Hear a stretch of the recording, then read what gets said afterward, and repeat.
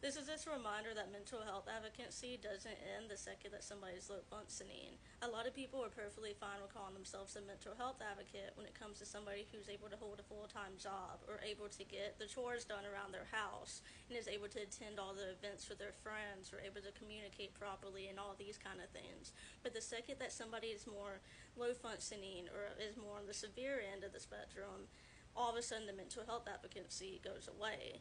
We need to, as mental health advocates, to be aware that sometimes mental health makes it where people can't hold down a full-time job. It makes it where they can't get stuff done around the house. It makes it where people might cancel events or not communicate properly.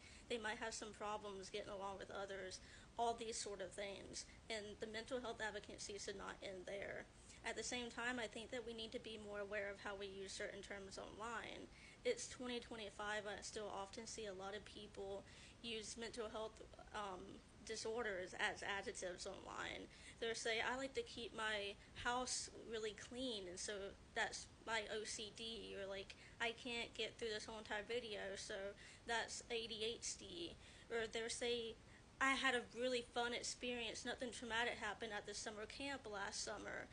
So when I was making s'mores today, I had flashbacks of it. I had PTSD from when I went to camp last summer. We need to make sure that we're not just using these words, throwing them around, because I still to this day see people be like, this person is moody, they must have bipolar, and things of that nature. So we need to make sure that we're not using mental health disorders as adjectives. And at the same time, we need to make sure that we are mental health advocates for people of all types of certain mental disorders, not just the ones that are talked about a lot.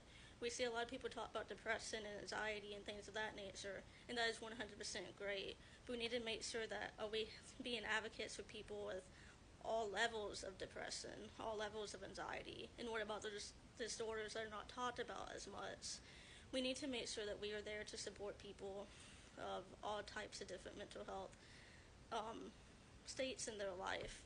And so I wanted to make this video because I feel like a lot of people are only fine with people who are mentally ill to like a certain degree, and they often still use like these adjectives to describe mental disorders.